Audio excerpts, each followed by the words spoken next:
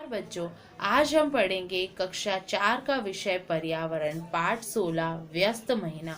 व्यस्त का मतलब होता है बहुत ज्यादा काम, है ना किसी काम में लगे रहना। और महीना, तो यहाँ इस पाठ में हम पक्षियों के बारे में पढ़ेंगे। तरह तरह के पक्षी वो कहाँ घोंसला बनाते हैं, कैसे अंडे देते हैं और उनके पंजे और चोंच अलग अलग क्यों होती है। तो हम पढ़ते हैं। तो देखो, यहाँ पर है बाल मंदिर भावनगर। क्या लिखा है बेटा? बाल मंदिर भावनगर, 13 अप्रैल 1936।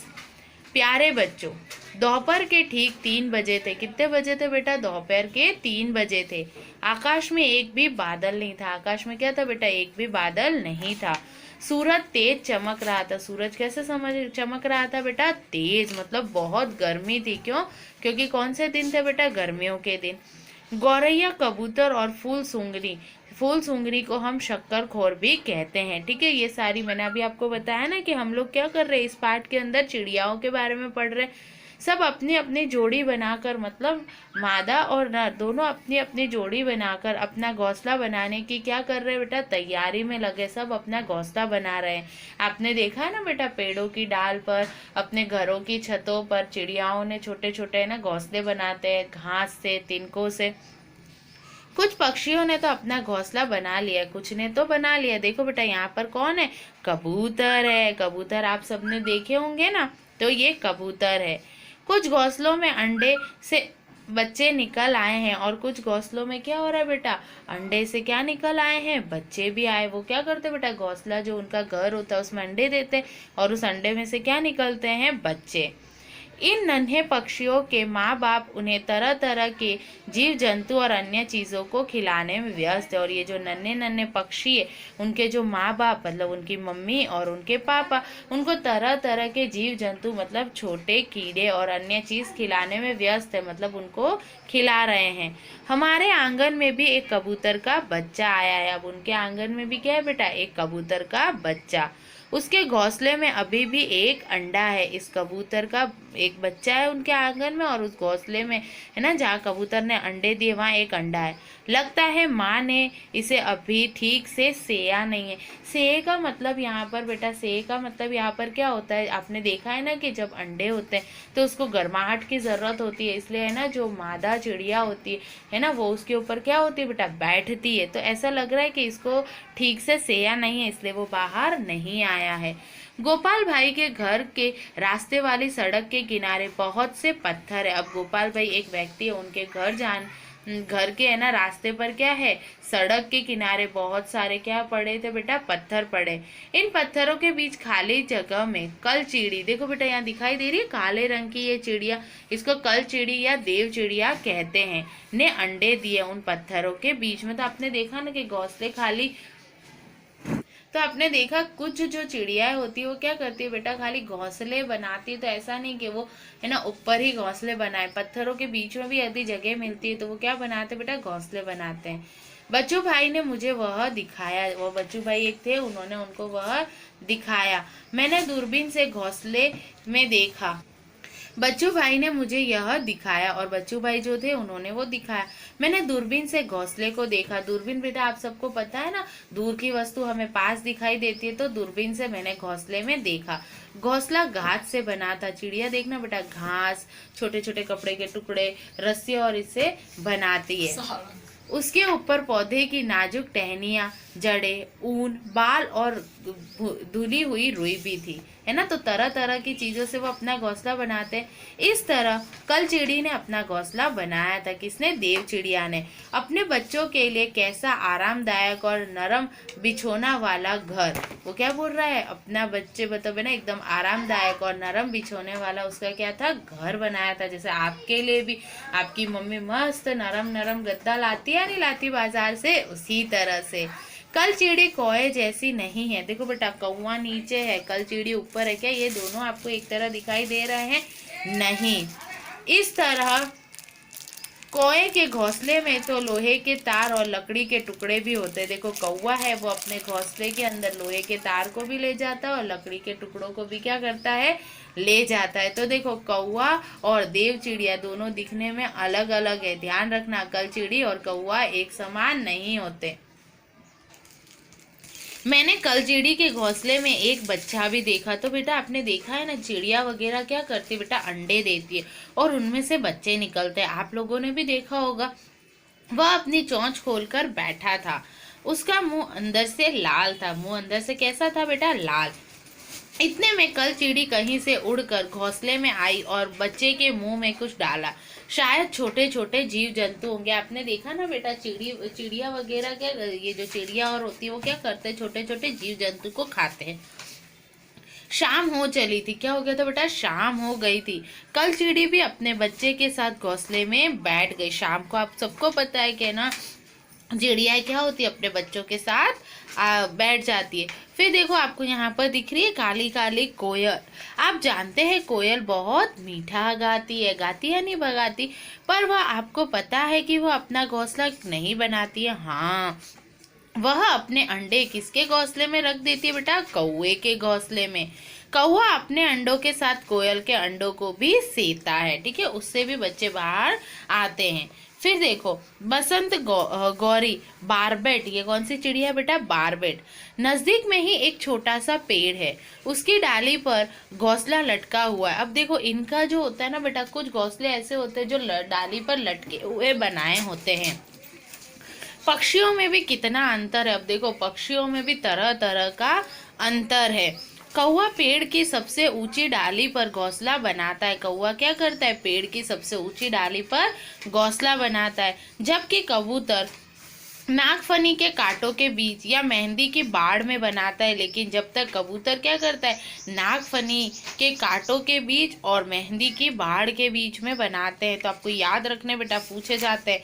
आमतौर पर हमारे घरों के आसपास दिखने वाली गौरैया जो छोटी चिड़िया है, वो अपना घोंसला कहीं भी बना लेती है, अलमारी में, आईने के पीछे, घर के दीवार पर, आले में। कबूतर भी ऐसे ही अपना घोंसला बनाते। देखो ये बेटा है ना, ये दर्जिन है, चिड़िया का नाम है। घोंसला देखो, इसने दो पत्तों के बीच में भी घोंसला बना दिया। कभी कभी वो अपना घोंसला पुराने मकानों या खंडहर में भी बनाते, जहाँ कोई रहते नहीं है वहां पर क्या करते, बनाते हैं। बसंत गौरी जो गर्मियों में टुक टुक करते रहती है, पेड़ के तने में गहरा छेद बनाकर घोंसला बनाती है।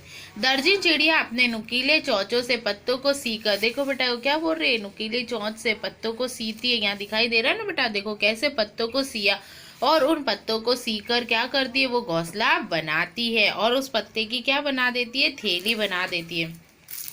वह पत्तों के बीच बनी थैली में ही अंडे देती है। तो देखो तरह तरह की चिड़िया, तरह तरह के उनके घोंसले, जैसे आपके भी तरह तरह के मकान होते हैं। फिर आपकी आती है फूल सूंघनी या शक्करखोर। देखो ये चिड़िया है, ये फूल सूंघनी है, इसको शक्करखोर कहते हैं। फूल सूंघने शक्करखोर किसी छोटे पेड़ या झाड़ी की डाली पर लटका हुआ घोंसला बनाती है। अब ये क्या है, देखो किसी डाली या किसी उसके ऊपर लटकता हुआ घोंसला बनाती है। हमने उसी शाम एक डाल से टंगा फूल जीनी शक्करखोर का घोंसला देखा। क्या आप जानते हैं यह घोंसला किन चीजों से बनता है? तो हाँ, बाल, घास, तिल्लियाँ, सूखे पत्ते, धुनी हुई रुई, पेड़ की छाल के टुकड़े, कपड़े के चीथड़े और मकड़ी के जालों से बने होते हैं। जब मैंने दूरबीन से देखा कि घोंसले में बच्चे भी दिख रहे हैं, वे घोंसले के मुंह के पास बैठे थे। देखो बेटा ये घोंसला है, इस घोंसले के मुंह के जस्ट है ना बाहर बैठे थे। वह अपनी माँ और खाने का इंतजार कर रहे थे। किसका इंतजार कर रहे थे? अपनी माँ का और खाने का, जैसे आप भी करते हो जब आपको भूख लगती है। और वे कर भी क्या सकते हैं, केवल खाना और सोना। जैसे आप छोटे होते हो, जब तक आप चल फिर नहीं सकते हो तो आप क्या करते हो, खाते हो और सोते रहते हो। वैसे चिड़ियाओं के बच्चे भी जब तक उड़ नहीं सकते तब तक वो घोंसले के अंदर खाना खाते हैं और सोते रहते हैं। देखो बेटा ये बया का घोंसला है, दिख रहा है, ये एकदम लटका हुआ कप के आकार का बना होता है। आजकल सभी पक्षी बहुत व्यस्त है। क्यों व्यस्त है? सभी घोंसला बनाते हैं। घोंसला बनाना और अंडे देना तो पहला चरण है। कड़ी मेहनत में बनाए गए घोंसले में बच्चों को पाल पोस कर बड़ा करना बहुत मुश्किल का काम है। जैसे आपके छोटे भाई बहनों को बड़ा करना बहुत मुश्किल काम होता है, ठीक उसी तरह पक्षियों के लिए कुछ मनुष्य और अन्य प्राणी दुश्मन के समान होते हैं। कौवे, गिलहरी, बिल्ली और चूहे ये सभी अंडे चुराने के मौके ढूंढते हैं। तो देखो कौवे भी, गिलहरी भी, बिल्ली और चूहे भी क्या करते हैं, इन पक्षियों के अंडों को खाते हैं। कई बार ये घोंसले को भी तोड़ देते हैं। आपने भी देखा होगा।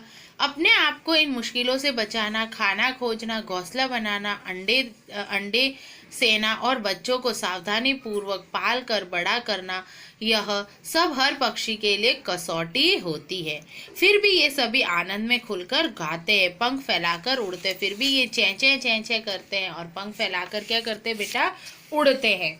अब आपको भी आपके ना मनपसंद पक्षी कौन सा है, क्या करता है, देखो घोंसले में किन चीजों से बना है, इस घोंसले को देखकर आपको इनको उत्तर देने हैं। पक्षी अपने घोंसले का उपयोग केवल अंडे देने के लिए ही करते हैं। देखो बेटा, ये क्या करते हैं, अंडे देने के लिए ही घोंसले का उपयोग करते हैं। बच्चे बड़े हो जाने पर ये घोंसला छोड़ देते हैं। अनुमान लगाइए, जब हम चलने और बोलने लायक हो जाए तो हमें भी अपना घर छोड़ना पड़े तो क्या हो, अगर आप आपका घर छोड़ दो तो आप सड़क पर आ जाओ, है ना। घोंसला छोड़ने के बाद अलग अलग तरह के पक्षी अलग अलग जगहों पर रहते हैं। जैसे कुछ पक्षी पेड़ों पर, कुछ पानी के समीप, कुछ जमीन पर। अन्य जानवर भी अलग अलग स्थानों पर रहते हैं, जैसे जमीन पर, जमीन के नीचे, पानी में, पेड़ों में। हमने देखा है पेड़ों पर पक्षी भी होते हैं, बंदर भी होता है, पानी में कछुआ होता है, बतख होती है, मछलियाँ होती है बहुत सारी, है ना। जमीन पर भी होते हैं, फिर बिल में भी रहते हैं। अब देखो यहाँ पर बेटा, पक्षियों के पंजे आवश्यकता अनुसार अलग अलग प्रकार के होते हैं। बेटा आपने देखा, हर पक्षी के पंजे अलग अलग होते हैं। पानी में जो तैरने वाले जो पक्षी होते हैं, उनके पंजों के बीच में जालीनुमा संरचना पाई जाती है, ठीक है, ताकि वो उनको तैरने में मदद करे। फिर है पेड़ की डाली पकड़ने वाले। तो देखो बेटा, पेड़ की डाली पकड़ने वालों के जो पंजे होते हैं, उनकी ये जो उंगलियां होती है वो बहुत क्या होती है, लंबी होती है, ताकि वो डाली को अच्छे से इस तरह पकड़ सके। शिकार पकड़ने वालों के कैसे होते हैं बेटा, नाखून कुछ इस तरह के होते हैं, आपने बाज वगैरह के देखे होंगे। जमीन पर चलने वाले जो पक्षी होते हैं, उनकी टांगे अपेक्षाकृत क्या होती है बेटा, लंबी होती है। और पेड़ पर चढ़ने वालों की कैसी होती है, इस तरह से, जैसे लक्कड़खोर और ये सब है ना, उनकी टांगे कुछ इस तरह से होती है। पक्षी की चोंच खुराक के अनुसार, अब खुराक क्या होता है बेटा, उनके खाने के अनुसार। तो पक्षी की चोंच उनके खाने के अनुसार क्या होती है बेटा, अलग अलग होती है। जैसे ये देखो, बाज है, बाज की मांस चीरने के लिए उसकी चोंच कैसी होती है, आगे से एकदम नुकीली होती है। फिर ये पेड़ के तने और लकड़ी में छेद करना कौन करता है बेटा, लकड़हारा, तो उसकी चोंच भी एकदम सीधी और तीखी होती है। फूलों का रस चूसने वाली चिड़िया का भी देखो चोंच कुछ इस तरह होती है। पानी और कीचड़ में जीव जंतु को खोजने वाला, तो देखो उसकी कितनी लंबी चोंच है, क्यों, क्योंकि उसको पानी में से क्या करना है, उसको ढूंढना है, खोदना है। बीजों को दबाकर तोड़ने वाले कबूतर, कबूतर की चोंच आपने देख रखी होगी। खुराक को काटने और खाने के लिए, तो ये देखो कुछ इस तरह से चोंच होती है। अब दांत देखो बेटा, जानवरों के दांत भी क्या होते हैं, अलग अलग होते हैं। गाय के आगे के दांत घास काटने के लिए होते हैं, बगल के दांत चपटे, सपाट और बड़े होते हैं, ये घास चबाने के लिए होते हैं। कैसे होते हैं बेटा, घास चबाने के लिए होते हैं। बिल्ली के दांत आपने देखे ना, दो आगे से अलग होते हैं, तो ये मांस फाड़ने और काटने के लिए होते हैं। ये नुकीले और तीक्ष्ण होते हैं। देखो ये दांत जो होते हैं वो नुकीले और बहुत तीखे होते हैं। देखो सांप के दांत कैसे दिखाई दे रहे, दो बड़े दांत जिसमें जहर होता है। सांप के दांत आगे की ओर मुड़े हुए और तीक्ष्ण होते हैं, परंतु वो अपने शिकार को चबाकर नहीं खाता, बल्कि पूरा निगल जाता है, आपको भी पता है। फिर गिलहरी के दांत जीवन पर्यंत बढ़ते रहते हैं। ये गिलहरी, इसके दांत पूरे जीवन में क्या करते बेटा, बढ़ते रहते हैं। वह अपने लंबे दांतों का उपयोग खुराक को काटने व कुतरने के लिए करती है। वो क्या करती है, अपने दांतों का उपयोग, है ना, खुराक को काटने व कुतरने के लिए करती है। अब यहाँ पर है, आइए अपने दांतों के बारे में कुछ बातों का पता कीजिए। तो आपको भी पता करना है। तो आपको समझ में आया कि पक्षियों के घोंसले अलग अलग पक्षियों के अलग अलग होते हैं, उनके पंजे अलग होते हैं, चोंच अलग होती है, और जानवरों के दांत भी क्या होते हैं, अलग अलग होते हैं। तो आपको समझ में आया। अब ये अभ्यास आपको क्या करना है, आपकी गृह कार्य कॉपी में लिखना है। धन्यवाद बच्चों।